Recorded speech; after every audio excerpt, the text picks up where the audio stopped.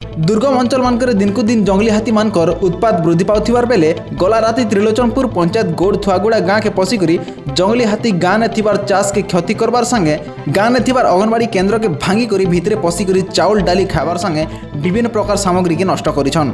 सबुदिन ई हाथी दल बेल बुलले जंगल ने नहीं रही गाँ मुआ होउछन। हाथी के लेकर दुर्गम अंचलवासी भयभीत अवस्था में रहुछन।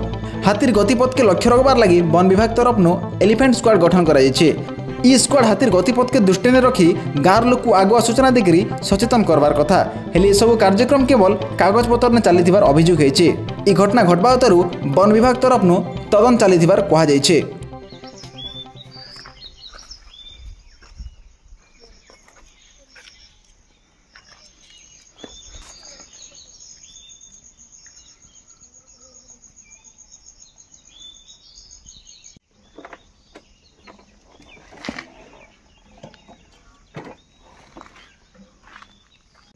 से तुझे तो केते गोत्र मणि